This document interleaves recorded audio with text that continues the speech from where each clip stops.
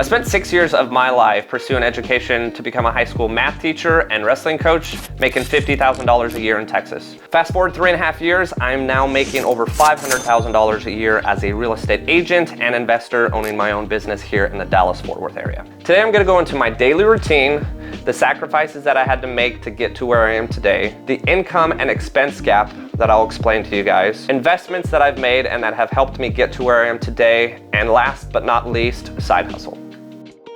All of this has taken me about 3.5 years to accomplish, but I'll tell you guys right now, what doesn't take 3.5 years to accomplish is hitting that like button down below before we start. I haven't always been an individual where finances has been my forte. Early in my adulthood life, I struggled with an addiction to gambling. I started to learn that it wasn't just an addiction to gambling, it was an addictive personality. All the way from childhood with computer games, sports throughout childhood, computer games again in college, until I finally got into a routine. I started waking up before 5 a.m. about 2.5 years ago. It started with a 5 a.m. call with a local network of real estate agents. Basically what that was is just a 5-minute call to get myself up, get myself going, and get myself to the gym. Now that has evolved to the point where sometimes I'm up even before 4 a.m. and I go to the gym by 4 a.m. Most of the times, to be honest with you, I don't even attend that 5 a.m. call anymore. It was more of an initial accountability for myself to be able to get up and get going, because I knew a lot of the time I wanted to go to the gym, but I'd wind up in the gym in the afternoon, get half of a workout done, or just not have a good workout whatsoever. By me being able to go to the gym first thing in the morning, I'm able to focus on myself, get anything and everything I want out of my head, and move on with the day. For me, my morning routine doesn't just consist of going to the gym, but it consists of going to the gym, getting home, eating a healthy breakfast, and getting my day started before 8 or 9 a.m. Most people I know at that point have barely even woken up, maybe had a shower, started to eat breakfast. For me, I've been at the gym for 2 hours, had breakfast, and likely already headed to work. So when it comes to a routine, for me, it's being able to wake up every single morning and knowing what I'm gonna do. When you own your own business and you're not told when to get to work at a certain time and not told when to leave, you can get into bad habits. Bad habits I'm talking about are potentially staying out late, potentially sleeping in longer, and losing a good portion of your day. When I quit as a high school teacher and became a full-time agent, I know initially on, I was waking up at 8 or 9 o'clock in the morning, just being slow to get ready for the day, then go to the gym, and by the time I was done at the gym, it was already noon or 1. Now, there are certainly going to be individuals that are not morning people. There are going to be individuals that are more night owls. For me, I had always been a morning person, so getting a morning routine and starting my day early was key to my success. It doesn't have to be first thing in the morning like myself. It doesn't have to be up late at night like other individuals with their late night routines. It just has to be a routine. At the end of the day, make sure that as a business owner or someone that's trying to start a business, you're able to keep a routine, because at the end of the day, consistency will breed success. Sacrifice for me, I believe, is one of the biggest contributing factors to what I've been able to do. I'll say outright, the last 3.5 years, I've made a ton of sacrifices. When I moved here, I moved into essentially a living room. I was paying $400 a month to live downtown with 3 other roommates. They actually converted the living room / dining room area into my bedroom. I didn't even have a door. It literally led to the kitchen. I intended on living there as little as possible with the intention of purchasing an investment property as soon as possible. This sacrifice only actually lasted 2 months. I was fortunate enough to purchase a multifamily home with my VA loan, which I've gone over in a couple other videos. But when it came to purchasing that multifamily home, again, I sacrificed by living with 2 roommates as soon as I moved into that duplex. Throughout the past couple years, I've actually worked and helped a lot of people purchase investment properties or just outright residential primary homes.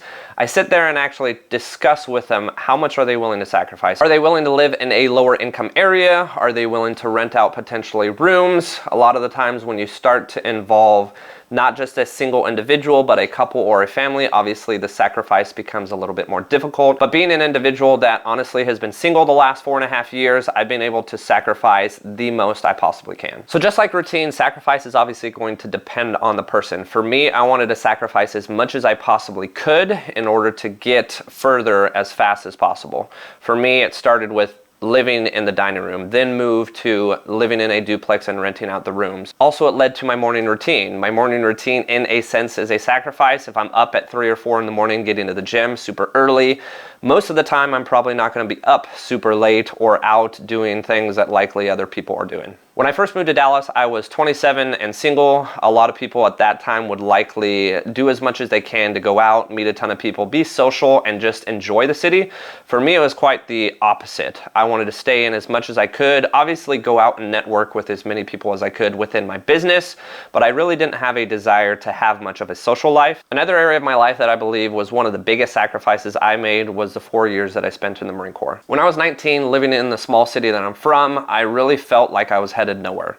I wanted to be able to get out and do something with my life. So at 19, I joined the Marine Corps, not knowing all of the advantages and the ability to really help me in my future. One of the biggest struggles that I had in the Marines was I was able to see all of my friends from high school, essentially what I felt like growing up alongside me when I was stuck in a commitment for 4 years. They were able to go to college, have the dorm life, have the party life, and be able to go and better themselves in school and potentially start their future while I was still stuck in the Marines. Now, obviously, my mindset has since changed since I got out of the military. I'm very thankful for the service, the 4 years that I spent in the Marines, especially all the benefits that I've gotten, such as disability and my VA loan for serving in the Marine Corps. Sacrifice has been a huge contributing factor for me to be able to 10x my income in the last 3.5 years. Also, another contributing factor is understanding the income and expense gap. Now, there's really no terminology or right or wrong way to say this. It's just kind of the way I say it, income expense gap. And what I'm referring to is most people today, if this is your income, they're going to have their expenses slightly below their income, meaning that if you're able to save every single month, it's maybe $100, $150 a month. Some people don't even have the opportunity to save. So 4.5 years ago, as a first-year teacher, I was living in San Antonio. I actually had a luxury apartment and I had a nice car. I paid my car insurance. After all of my expenses for the month, I could save maybe $300 to $400 a month, maybe $500 if I didn't go out. So if best case scenario, if I'm able to save $500 a year as a high school teacher, at the end of the year, I'm saving about $6,000. Now, $6,000 to some people may be an incredible amount of money, and it would take them years to be able to accumulate. But for me, I wanted to exponentially grow that $6,000 as much as I possibly could. So when I'm talking about income and expense gap, it's really taking that income, making as much potential income as you can, and lowering your expenses, again, as much as you can. So when I moved to Dallas, obviously, I mentioned earlier, I paid $400 a month for a dining room bedroom. I'd moved from paying about $1,100 for a luxury apartment in San Antonio to now paying $400. So I lowered my monthly living cost. My portion of the duplex was only going to cost me $600, but instead of paying $600, I actually got 2 roommates, which again was a sacrifice on my behalf. So I wasn't paying $600 on my mortgage, I was actually making $600. So in the span of less than 3 or 4 months, I went from an $1,100 or $1,200 expense to a $600 profit. Also in this too, I obviously bought a property, so I started paying down principal. I was able to use all the tax deductions by owning a home, and on top of that, I was able to have a place that I could call my own. When it comes to income and expense gap, this can obviously be different for any individual, just like routine and just like sacrifice can. Again, everything that I'm going to be discussing today really comes down to what you're willing to put in, because at the end of the day, what you put in is what you're going to get out. So as a teacher, I was kind of already capped out income-wise. Now, I could potentially get a small increase every single year, but I knew long-term teaching was just not something that was going to be able to really exponentially grow my income whatsoever. So when it came to expenses, I just looked at things that I spent money on every single day or every single month and tried to turn that into something that could make me money. So when I was looking at my expenses, I knew that my living expense or rent was the most expensive expense in my life. I was able to subsidize that by purchasing a duplex, renting out one side, and then renting out the rooms on the other side.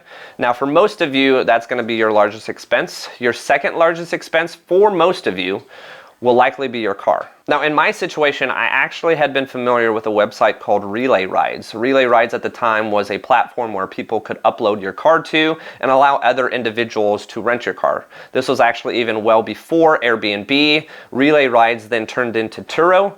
Turo is now the app that essentially, if you want to rent out your car to other individuals, you just upload it to Turo, and next thing you know, you've got people paying you to use your car. I actually took it to the next level. In this case, I was a high school teacher and I rolled into school with a brand new Porsche.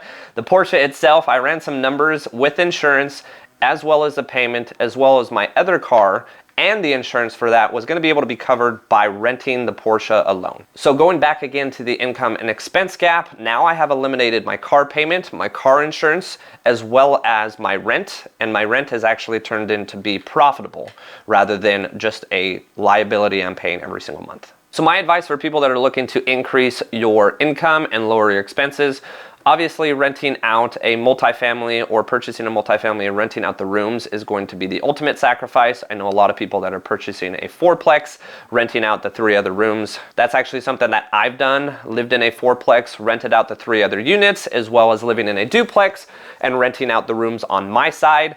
Now, when it comes to your car expense, if you don't have a car expense, then that's great. You can always rent your car out on Turo. At the end of the day, you just want to lower your expenses. I'm going to go into a little bit more detail here shortly about potential opportunities for you to raise your income.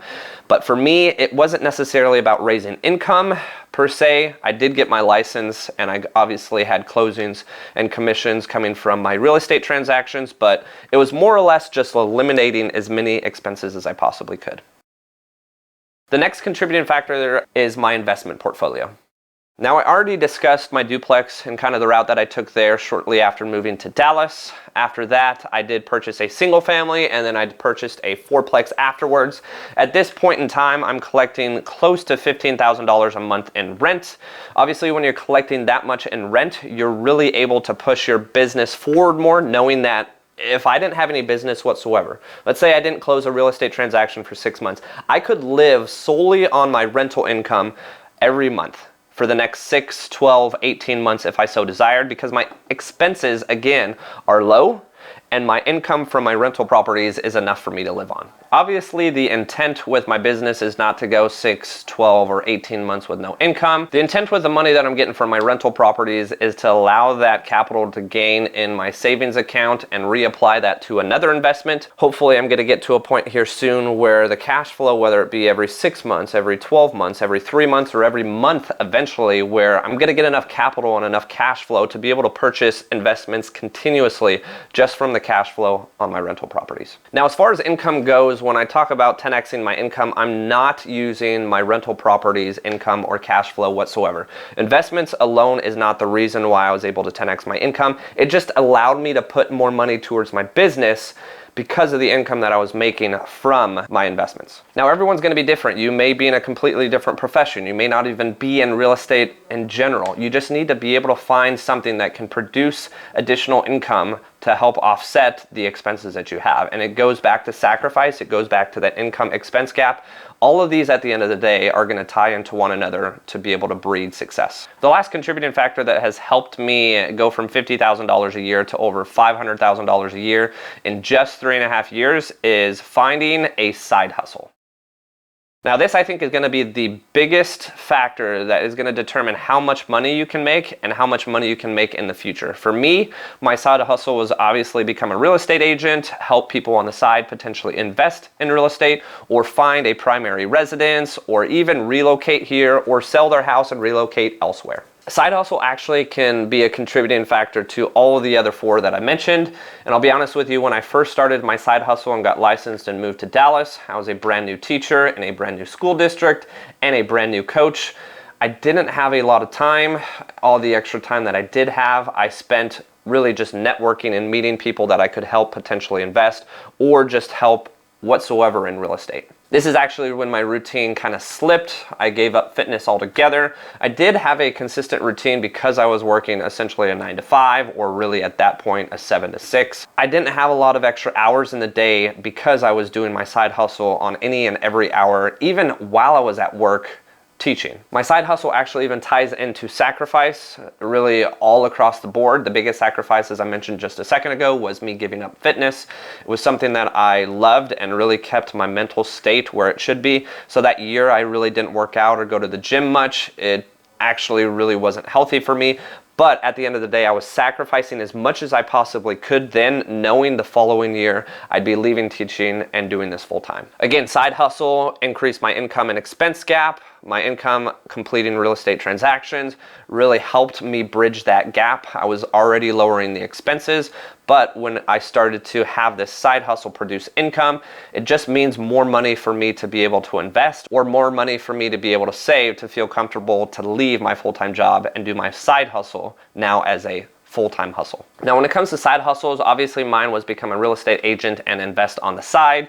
I did a little bit of Uber, and I've got a couple friends that still do it now. However, that doesn't necessarily mean that's the route that you have to take. I know people that have become a virtual assistant. I know people that have opened up a drop shipping company. I know people who become a day trader. It's something that I attempted and I unfortunately failed at. So personally, I learned the hard way that I just put money in stock and allow it to do its own thing. However, I have a good friend, all that he does is just day trade. And you're obviously watching this on YouTube. There is so much content on YouTube alone that you can learn so much with a side hustle and end up making money, and not just a little bit of money, but a ton of money alone from a side hustle.